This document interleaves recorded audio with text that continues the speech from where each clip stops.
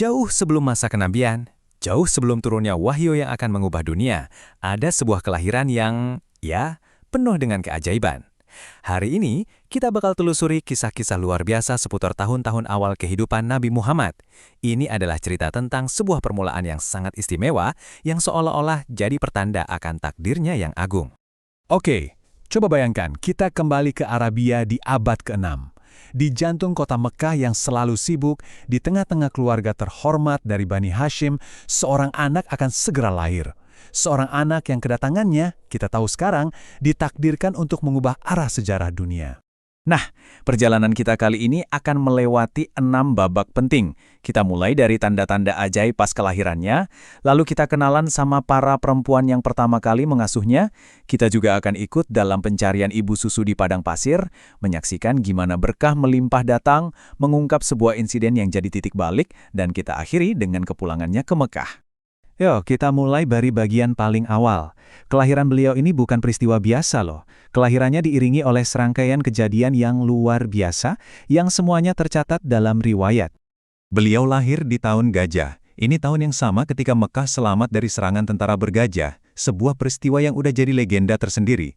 Tapi tanda-tandanya nggak berhenti di situ. Seperti yang bisa kita lihat, waktu beliau lahir, ibunya melaporkan ada cahaya yang keluar darinya. Saking terangnya, sampai bisa menerangi istana-istana di Syam yang jauh banget. Pada saat yang sama, ribuan mil jauhnya di Persia, pilar-pilar kekuasaan seakan goyang. Balkon-balkon istana Kisra runtuh. Dan yang paling simbolis, api suci kaum Majusi yang udah menyala non-stop selama 1000 tahun, tiba-tiba padam. Ini semua bukan dianggap kebetulan, tapi sebagai pertanda dari langit. Kakeknya, Abdul Muthalib, yang merupakan pemimpin Quraisy dan penjaga Ka'bah, luar biasa senangnya. Beliau melakukan sesuatu yang sangat simbolis. Beliau membawa cucu bayinya itu masuk ke dalam Ka'bah. Di sana, di hadapan Tuhan, beliau mengucap syukur dan memberinya nama yang waktu itu jarang sekali dipakai orang Arab, Muhammad, yang artinya yang terpuji. Seolah-olah sejak awal, namanya itu udah jadi sebuah doa dan ramalan. Nah, setelah ibunya, siapa lagi yang merawat bayi istimewa ini? Yuk, kita lihat para perempuan pertama yang jadi pengasuhnya. Tentu saja, pengasuh pertamanya adalah sang ibu, Aminah. Tapi nggak lama setelah itu, beliau disusui oleh Thuwaibah, seorang hamba sahaya di rumah pamannya, Abu Lahab. Dan ini nih, menciptakan sebuah koneksi yang menarik banget. Ternyata, Thuwaibah juga menyusui paman Nabi kelak, Hamzah. Ini menjadikan mereka berdua saudara sepersusuan. Nah, dalam budaya Arab, ikatan kayak gini itu hampir sama kuatnya kayak ikatan darah. Dan ini akan sangat berpengaruh pada hubungan mereka di masa depan. Sekarang kita masuk ke sebuah tradisi yang penting banget di kalangan bangsawan Mekah waktu itu, yaitu mengirim bayi-bayi mereka untuk dibesarkan di padang pasir. Kenapa? Karena mereka percaya ini bisa bikin anak-anak tumbuh lebih kuat dan bahasanya lebih murni. Ya, jadi udara yang kering itu dianggap bagus untuk membangun fisik yang kuat. Dan dialek suku-suku Badui seperti Wani saat ini dianggap sebagai bahasa Arab yang paling fasih dan murni. Dan untuk bayi Muhammad, tradisi inilah yang akan membawanya ke pelukan sebuah keluarga yang akan jadi saksi langsung keajaiban demi keajaiban. Di antara para perempuan dari Bani Sa'ad yang datang ke Mekah, ada seorang ibu bernama Halimah As-Sa'diyah. Coba dengarkan, gimana dia menggambarkan kondisinya sendiri. Dia dan suaminya itu miskin, keledai mereka lemah banget, bahkan unta tua mereka sama sekali nggak menghasilkan susu. Pokoknya, kondisi mereka benar-benar sulit. Dan disinilah momen yang cukup menyedihkan terjadi. Bayi Muhammad ditawarkan ke setiap calon ibu susu dari Bani Sa'ad. Tapi satu persatu mereka semua menolak. Kenapa? Karena beliau seorang yatim. Di zaman itu, upah untuk ibu susu kan datang dari sang ayah. Jadi kalau anaknya yatim, mereka khawatir nggak akan dapat imbalan yang pantas, malah dianggap jadi beban. Ketika semua perempuan lain sudah dapat bayi asuh, Halimah masih dengan tangan kosong. Dia udah hampir putus asa mau pulang. Tapi suaminya kemudian bilang, ambil saja anak yatim itu. Siapa tahu, demi Allah, justru karena dialah kita akan dapat berkah.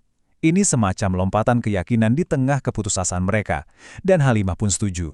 Dan ternyata berkah itu benar-benar datang, gak nanggung-nanggung, datangnya seketika dan melimpah ruah. Keputusan buat mengambil bayi yatim itu benar-benar mengubah nasib keluarga Halimah secara drastis. Perubahannya itu begitu cepat dan total. Luar biasa. Sebelum ada Muhammad, hidup mereka itu serba kekurangan. Sesudahnya, serba berkelimpahan. Keledai mereka yang tadinya paling lemah dan paling belakang pas berangkat ke Mekah, pas pulang malah jadi yang paling cepat. Bikin semua orang di rombongan heran. Malam-malam mereka nggak lagi diisi tangisan bayi yang lapar, tapi penuh dengan kedamaian dan rasa kenyang. Keajaiban pertama terjadi saat itu juga. Begitu Halimah meletakkan bayi Muhammad di pangkuannya, air susunya yang tadinya kering, tiba-tiba langsung mengalir deras. Cukup untuk menyusui Muhammad dan juga anak kandungnya sendiri. Terus, mereka lihat unta tua mereka yang kurus kering, dan subhanallah, kantung susunya penuh untuk pertama kalinya setelah sekian lama. Berkah itu gak berhenti di situ. Tanah mereka waktu itu lagi kekeringan. Tapi anehnya, domba-domba milik Halimah selalu pulang sore hari dengan perut kenyang dan kantung susu yang penuh. Sementara domba-domba milik tetangganya pulang dalam keadaan lapar. Semua orang di kampung itu sampai tahu kalau keluarga Halimah ini sedang dilimpahi berkah. Selama beberapa tahun, hidup berjalan begitu indah. Muhammad tumbuh sehat dan kuat di padang pasir. Tapi kemudian, pas beliau berumur sekitar 4 atau 5 tahun, kedamaian itu terusik oleh sebuah peristiwa yang sangat aneh dan menakutkan, yang akan mengubah segalanya. Coba bayangkan situasinya, anak-anak lagi asyik main di dekat tenda. Tiba-tiba, salah satu dari mereka, yaitu anak kandung Halimah, lari pulang ke orang tuanya, napasnya ngos-ngosan, mukanya pucat pasi karena ketakutan. Anak itu berteriak, "Muhammad telah dibunuh!" Bisa dibayangkan gimana paniknya Halimah dan suaminya mendengar kata-kata itu. Jantung mereka pasti serasa berhenti berdetak. Mereka langsung lari ke tempat kejadian dan menemukan Muhammad sedang berdiri di sana. Wajahnya memang pucat, tapi nggak ada satu luka pun di tubuhnya. Ketika mereka tanya apa yang terjadi, beliau menceritakan sebuah kisah yang sungguh di luar nalar. Menurut ceritanya, ada 2 orang berpakaian serba putih yang kita kenal sebagai malaikat mendatanginya. Mereka dengan lembut membaringkannya, lalu membuka dadanya dan mengeluarkan jantungnya. Dari jantung itu, mereka mengambil segumpal darah hitam kecil yang mereka sebut sebagai bagian dari setan. Setelah itu, mereka mencuci jantungnya di sebuah baskom emas dengan air zam-zam yang suci, lalu mengembalikannya ke tempat semula. Ini bukan kekerasan ya, tapi lebih seperti operasi ilahi, sebuah pemurnian spiritual untuk mempersiapkannya menerima takdir kenabiannya kelak. Peristiwa ini, walaupun ajaib, jelas sangat mengguncang Halimah dan keluarganya. Dan kejadian inilah yang menjadi penanda akhir dari masa tinggal Muhammad di padang gurun Bani Sa'ad. Bagi Halimah, kejadian ini adalah puncaknya. Dia sangat mencintai anak ini yang telah membawa begitu banyak berkah.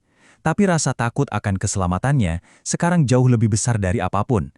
Jadi, dengan berat hati, karena rasa cinta dan khawatir, dia mengambil keputusan sulit untuk membawanya pulang ke Makkah, kembali ke perlindungan ibunya yang aman. Jadi, kita lihat di sini sebuah permulaan hidup yang penuh dengan kontradiksi ya. Ada penolakan, tapi ada juga penerimaan. Ada keputusasaan, tapi ada juga berkah yang melimpah. Ada hal yang sangat manusiawi, tapi ada juga campur tangan ilahi. Ini membuat kita bertanya-tanya, bagaimana ya pengalaman-pengalaman luar biasa di masa kecil ini, sebagai anak yatim yang ditolak, pembawa keajaiban yang hatinya disentuh oleh malaikat, pada akhirnya membentuk pribadi yang ditakdirkan untuk mengubah dunia?